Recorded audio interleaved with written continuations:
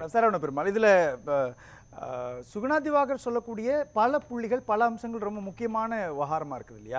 ஒரு எதிர்க்கட்சி மாதிரி செயல்படுறார் அப்படின்றதும் சர்ச்சைக்குரிய கருத்துக்களை தொடர்ச்சியாக மேற்கொள்கிறார் அப்படின்றது நீதிமன்றம் கேட்கக்கூடிய அடிப்படையில் அரசியல் சாசனத்தினுடைய 200வது பிரிவுப்படி நீங்கள் மசோதாவை ஒன்று கிடப்பில் போடணும் அப்படின்றதுக்கான விஷயத்தை நீங்கள் விளக்கணும், மசோதாவை திரும்ப கொடுக்கணும் அல்லது குடியரசுத் தலைவர் கொடுக்கணும், திருத்தி எடுத்துட்டு வாங்கன்னு சொல்லணும். இந்த 3 ஸ்டேஜ் தானே இருக்கும். ஆனால் இதில் எதுவுமே சொல்லாமல் கிடப்பில் போட்டுட்டு கொஞ்ச நாள் கழித்து அதை குடியரசுத் தலைவருக்கு அனுப்பி அதையும் அவங்க கிடப்பில் போடுது அப்படின்றத ஒரு வெளிப்படையான அரசியலை கட்டமைக்கிறாரா ஆளுநர் ஆர் என் ரவி? அனைவருக்கும் மாலை வணக்கம். நியூஸ் 7 குழுமத்தினருக்கும் நெறியாளர்களுக்கும் சக கருத்துரையாளர்களுக்கும் என்னோட வணக்கங்களை தெரிவித்துக் கொண்டு உலக தமிழ் நெஞ்சங்களுக்கு என்னோட பொன்னான கருத்துக்களை தமிழ் கடவுள் முருகனோட திருவடிகளிலிருந்து தெரிவிக்கிறேன். அதாவது ஆளுநர்னுடைய செயல்பாடு அப்படின்னு பார்த்தீங்கன்னா, நீங்கள் இப்போ சொன்னீங்க ஒரு மசோதாவை அனுப்புகிறாங்க, மசோதாவை அனுப்புனதுக்கு பிற்பாடு அவர் அதை காலம் தாழ்த்துகிறார் அப்படின்னு சொல்லும் போது ஒரு இன்ஸ்டன்ஸில் பார்த்திங்கன்னா ஒரு மசோதாவில் அந்த துறை சார்ந்த மினிஸ்டரை கூப்பிட்டு விவரங்கள் கேட்கப்படுகிறது. விவரங்கள் கொடுப்பதற்காக தான் சீஃப் மினிஸ்டர் இருக்கிறதாகவும் அந்த எக்ஸிக்யூட்டிவ் பவர்ஸில் இருக்குது.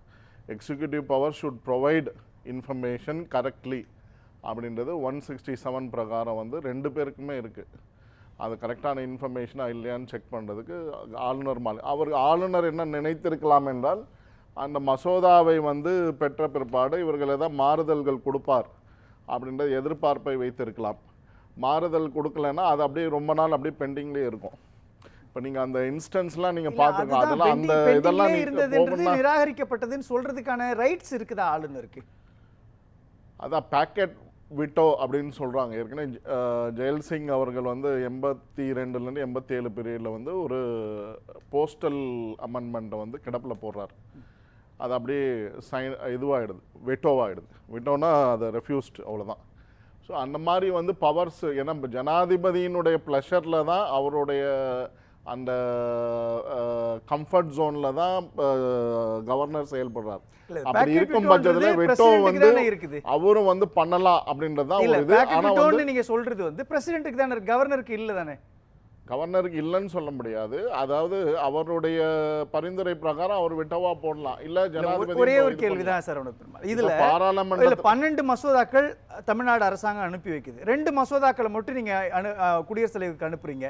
மீதி 10 மசோதாக்கள் மேல எந்த விதமான முடிவும் எடுக்காம கிடப்புல போடுறீங்கன்னு நீதிமன்றம் கேட்குது. அந்த 2 மசோதாக்களை எந்த அடிப்படையில் நீங்க அனுப்புறீங்க, 10 மசோதாக்களை ஏன் கிடப்புல போடுறீங்கன்ற நீதிமன்றத்துடைய கேள்விக்கு ஆளுநர் தரப்புல என்ன பதில் இருக்கு?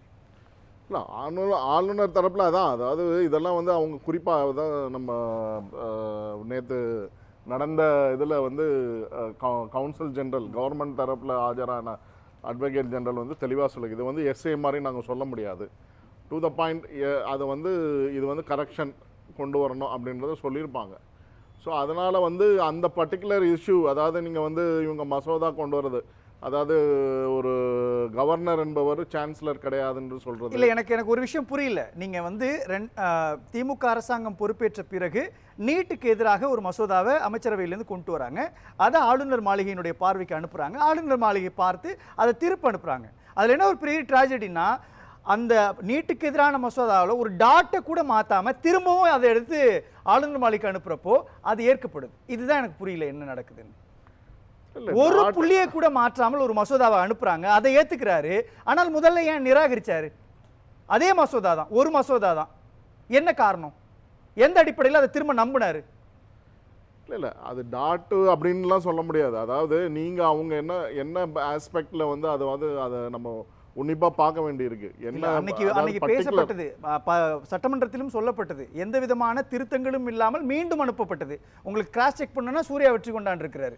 நீட்டுக்கு எதிராக திமுக கொண்டு வந்த மசோதா முதலில் ஆளுநரால் திருப்பி அனுப்பப்பட்டு மீண்டும் சட்டமன்ற சிறப்பு கூட்டம் கூட்டப்பட்டு அதுல ஒரு புள்ளியை கூட மாற்றாமல் திரும்பவும் அனுப்பப்பட்டது. அதை ஏற்று அதை குடியரசுத் தலைவர் மாளிகை, இன்னைக்கு குடியரசுத் தலைவர் மாளிகையில் இருக்குது அந்த மசோதா. எந்த அடிப்படையில் அதே மசோதா நிராகரிக்கப்பட்டது? எந்த அடிப்படையில் அதே மசோதா ஏற்றுக்கொள்ளப்பட்டது? ஜனாதிபதிக்கு தானே அனுப்பிச்சிருக்காரு அவரு, நிராகரிக்கல இல்லையா? இல்ல, முதல்ல நிராகரிச்சது. இல்ல அதுதான் நான் கேக்குறேன். முதல்ல நிராகரிச்சார் இல்லையா? இல்ல அதுதான் எனக்கு புரியல. அதே மசோதா தான், ஒரே மசோதா தான். அதாவது அவர் திருப்பி அனுப்புறாரு, அசெம்பிளிக்கு அனுப்புறாரு. இது வந்து ப்ரொசீஜர். as per ஆர்டிகல் 200 பிரகாரம் வந்து அவர் திருப்பி அனுப்புறதுக்கு ரைட்ஸ் இருக்கு. எனக்கு புரியுது. அதே தான் நானும் சொல்றேன். ஒரே மசோதா முதலில் திருப்பி அனுப்பப்படுது, அதை திரும்பவும் அனுப்புறாங்க, அது திரும்பவும் குடியரசுத் தலைவருக்கு போகுது. 10 மசோதாக்கள் அப்படியே இருக்குது. ஒன்று நீங்கள் திருப்பி அனுப்பணும், அல்லது அதுக்கான காரணத்தை சொல்லணும், அல்லது குடியரசுத் தலைவருக்கு அனுப்பணும் இல்லையா? இந்த 3 விஷயத்தை தானே ஆர்டிகல் 200 சொல்லுது. அதை ஏன் பின்பற்ற மாட்டாரு? அப்ப வெளிப்படையாகவே சுகுணாத் திவாகர் சொல்றவர் பேரலல் கவர்மெண்ட் ரன் பண்றாரு. முதல் கருத்துல அதான் சொன்னேன். அதுக்கான விளக்கங்களை கேட்டிருக்கலாம், அவர்கள் மாறுதல்கள் கொண்டு வருவாரு எதிர்பார்த்திருக்கலாம். அவங்க திருப்பி அனுப்பிச்சு இது பண்ணியிருந்தாங்கன்னா மறுபடியும் அதுக்கான ஆக்ஷனை கொண்டு வந்திருப்பாருன்னு தான் நான் எதிர்பார்க்கிறேன். இல்ல அது செய்யலையே. இல்லை அதாவது இப்போ அவங்க query பண்ணியிருக்கலான்னு தான் நான் சொல்கிறேன். அதை தான் வந்து நம்மளுடைய வெங்கட்ரமணி அங்கே வந்து சுப்ரீம் கோர்ட்டில் சொல்லியிருக்காரு. எஸ்ஏவா சொல்லணும்னு அவசியம் கிடையாது, அதை குறிப்பிட்ட பாயிண்ட்டை சொல்லியிருப்பாங்க. அந்த கரெக்ஷன் அவங்க கொண்டு வந்திருந்தாங்கன்னா, திருப்பி அனுப்பிச்சிருந்தாங்கன்னா, பாஸ் பண்ணி அனுப்பிச்சிருந்தாங்கன்னா அதை மறுபடியும் பாஸ் பண்ணலாம். இல்லைன்னா வந்து ஜனாதிபதிக்கு அனுப்ப போகிறாரு. இதுதான் இந்த 10 மசோதாக்களோட நிலவரமாக இருக்குன்றது தான் என்னோட பார்வையாக இருக்குது. பேசலாம். அவர் வந்து எந்த மசோதாவை என்ன குறி போட்டார், 19 தான் அந்த கருத்தை வச்சுருக்கேன். நாங்கள் எஸ்ஏவை அதை சொல்ல வேண்டியதில்லை, ஒரு 4 கருத்து சொல்லுவோம், 4 வரியில் சொல்லுவோங்கிற மாதிரி தான் அவர் சொல்லியிருக்கிறாரு. இல்லை அதில் ரொம்ப சரியான ஒரு புள்ளி இல்லையா? கடந்த ஆண்டு செப்டம்பர் மாதம்னு நினைக்கிறேன், திருச்சியில் ஒரு மாநாடு நடக்கிறது. அது வந்து ஐஏஎஸ் ஐபிஎஸ் அதிகாரிகளுக்கான ஒரு விஷயம். அதில் ரொம்ப தெளிவாக சொல்கிறாரு, ஒரு ஐஏஎஸ் ஐபிஎஸ் அதிகாரிகள் அப்படின்றவங்க மத்திய அரசினுடைய திட்டங்கள் இங்கே செயல்படுத்தப்படுதா அப்படின்றத கண்காணிக்கக்கூடிய ஒரு நபர்கள், மத்திய அரசு சார்ந்தவங்க. அதில் அவர் ரொம்ப நுணுகி சொல்லும் பொழுது என்ன விஷயத்த சொல்கிறாருன்னா, ஒரு மசோதா எந்த விதமான முடிவும் எடுக்கப்படாமல் இருக்குது அப்படின்னு சொன்னாலே அது நிராகரிக்கப்பட்டதுக்கு சமம் அப்படின்னு தானே சொன்னார் சுகுணா. இப்போ அதுக்கான ரைட்ஸ் அவருக்கு இருக்குதா? இல்லை அதாவது அதுதான் நான் தான் சொல்கிறேன். அதாவது அவருக்கு வந்து ஜனாதிபதிக்கு இருக்கக்கூடிய வெட்டோ பவர்ஸு அவருக்கு இருக்குன்னு தான் நான் பார்க்குறேன். ஏன்னு கேட்டிங்கன்னா வேணும், ஜனாதிபதியினுடைய பரிந்துரை பிரகாரமும் அவருடைய கம்ஃபர்ட் ஜோனில் தான் அவர் செயல்படுறாரு. அதே பொறுப்பு இப்போ பாராளுமன்றத்திலிருந்து அனுப்பப்படுற மசோதாக்கள் வந்து ஜனாதிபதிக்கு போகுது. இப்போ மாநிலத்திலிருந்து அனுப்பப்படுற மசோதாக்கள் கவர்னருக்கு வந்து கவர்னர் வந்து ஏற்றுக்கொள்ளவில்லை, அதை வந்து மறுபடியும் பரிசீலனைக்காக வந்து ஜனாதிபதிக்கு அனுப்புகிறாரோ இல்லை வந்து மக்களை அசம்பிளிக்கு அனுப்புகிறாரோ அது அவருடைய டிஸ்கிரிப்ஷன். அது வந்து இங்கேருந்து வரும்போது அப்போ வந்து ஜனாதிபதிக்கு என்ன பவர்ஸ் இருக்கோ, வெட்டோ பவர்ஸ் இருக்கோ, அதை ஒரு தடவை பிரயோகிக்கலாம் தான் இருக்குது. Veto powers can be subjected to one time அப்படின்றது இருக்கு, ஒரு முறை பிரயோகிக்கலாம் அப்படின்றது தான் இது கான்ஸ்டிடியூஷன்ல இருக்கு. ஜனாதிபதியாக இருந்தாலும் சரி, கவர்னராக இருந்தாலும் சரி. ஜனாதிபதியோட பவர் அப்படியே கவர்னருக்கு இருக்கு அப்படிங்கிறது எனக்கு சட்ட ரீதியாக தெரியல. அப்படி இருக்கிறதுக்கான வாய்ப்புகள் இல்லை அப்படின்னு தான் நினைக்கிறேன். நம்ம என்னன்னா ஏன் முதல்ல கொடுக்கணுங்கிற கேள்வி இருக்கு. மக்களால் தேர்ந்தெடுக்கப்பட்ட தொடர்ச்சியாக நீதிமன்றத்தில் தீர்ப்பு என்னன்னா, மக்களால் தேர்ந்தெடுக்கப்பட்ட சட்டமன்றம் என்பது முதன்மையானது. ஆளுநர் என்பவர் அந்த சட்டமன்றத்தினுடைய அமைச்சருடைய முடிவுகளுக்கு கட்டப்பட்டவர் தான். அவர் இன்னொரு பேரவர்களாக சட்டமன்றமாக நடத்த முடியாதுங்கிறது தான். இப்போ குடியரசுத் தலைவருக்கு இந்த பிரச்சனை வரலையானா அவங்க இது வரைக்கும் அப்படி மீறி போவே இல்லை. எனக்கு தெரிஞ்சு KR நாராயணன் ஒரு முறை அப்படி பண்ணார். வந்து ஏதோ ஒரு ஆட்சி கலைப்பு காங்கிரஸ் அரசாங்கம் பண்ணுறப்ப அதை வந்து திருப்பி அனுப்பிச்சார். பெரும்பாலான குடியரசுத் தலைவர்கள் மத்திய அரசுக்கு இணங்கி தான் போகிறார்கள். இப்போ வந்து ஆளுநர்கள் வந்து தமிழ்நாடு, கேரளா, மேற்கு வங்கம்னு போகிறப்ப தான் இந்த பிரச்சனைகள் வருகிறது அப்படிங்கிறத பார்க்குறோம். அப்போ வந்து அடிப்படையில் என்னென்னா, ஒரு ஜனநாயகம் என்பது, தேர்தல் ஜனநாயகம் என்பது மக்கள் பிரதிநிதிகள் தேர்ந்தெடுக்கப்படக்கூடிய சட்டமன்றத்துக்கு தான் அதிக அதிகாரம் இருக்க வேண்டும். இப்படி யாரோ வெளியிலிருந்து வரக்கூடிய ஒருத்தருக்கு அதிகாரம் இருக்கக்கூடாது என்பதுதான் ஜனநாயகத்தை காப்பாற்றக்கூடிய ஒன்று. பேசலாம். இது அதில் பார்க்கிறப்போ ஜனாதிபதியோடு நீங்கள் குடியரசுத் தலைவரோடு ஒப்பிடுறப்போ குடியரசுத் தலைவருக்கு ஒரு வானளாவிய அதிகாரம் இருக்கிறது அப்படின்றது நம்ம வெளிப்படையான ஒரு அம்சம். ஆனால் ஆளுநருக்கு அப்படி இல்லையே. ஆளுநர் இல்லாத ஒரு அதிகாரத்தை கையில் எடுத்துக்கிட்டு பாஜக அல்லாத மாநிலத்தினுடைய அரசுகளை இடையூறு பண்ணிக்கிட்டே இருக்கிறதுக்கான ஒரு டூலாவே பயன்படுத்துகிறார் ஆளுநர் பதவியை. அதுதான் நான் வந்து திரும்பி உங்களுக்கு சொல்கிறேன். அதாவது ஆளுநர் என்பவர் வந்து நீங்கள் அந்த காலத்தில் இருந்த மாதிரி ஒரு ரப்பர் ஸ்டாம்பாக செயல்படணும்னு அவசியம் கிடையாது. இதுதான் வந்து TN சேஷன் அவர்கள் பலமுறை சொல்லியிருக்கிறாரு. என்னை வந்து ஜனாதிபதியாக ஆக்கி காமிங்க, நான் என்ன பவர்ஸ் இருக்குன்னு காமிக்கிறேன் அப்படின்னு சொல்லியிருக்காரு. TN சேஷன் அவர்கள் வந்து எலெக்ஷன் கமிஷனர் ஆவறதுக்கு முன்னாடி அதை சொல்லியிருக்காரு. ஆளுநருக்கு என்ன பவர்ஸ் இருக்கு அப்படின்றத காமிச்சாரு. இல்ல அதுதான் விஷயம். நீங்க வந்து நீங்க சொல்றது குடியரசுத் தலைவர், நான் கேட்கறது ஆளுநருக்கான அதிகாரம் இருக்குதா இல்லையான்றதுக்கு 2 நிகழ்வுகளை நான் சொல்றேன். ஒன்னு, அமைச்சராக செந்தில் பாலாஜி இருக்கும் பொழுது அமலாக்கத்துறையால் அவர் கைது செய்யப்பட்ட உடனே அமைச்சர் பதவியிலிருந்து நீக்கிட்டேன் அப்படின்னு சொல்லி ஒரு ட்விட்டர் எக்ஸ் தளத்தில் போடுறாரு. அது திரும்பவும் விலக்கு கொள்ளப்பட்டிருக்கு. அதுக்கு அவர் ரீசன் சொல்றாரு, நான் சட்ட ஆலோசனைக்கு பிறகு அதன் மீது நடவடிக்கை எடுக்கிறேன்னு சொல்லி அவர் வெளியில வந்து திரும்பவும் மீண்டும் அதே செந்தில் பாலாஜிக்கு அமைச்சரவை ரகசிய காப்பு பிரமாணத்தை சென்று வைக்கிறார். அப்போ ஆளுநருடைய அதிகாரம் என்னன்றது தெரிஞ்சு போயிடுச்சு.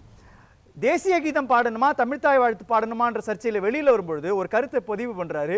இமீடியட்டாக அந்த கருத்தை டெலீட் பண்ணிட்டு அதற்கு மாற்றான ஒரு கருத்தை விளக்கத்தை சொல்றாரு. அப்போ ஆளுநருக்கான அதிகாரம் சம்பந்தப்பட்ட விஷயத்துல ஆளுநரே ஒரு நிலையான தன்மையோட இல்லாம ஏன் ஒரு பதற்றமான மனநிலையோட இருக்கிறாரு?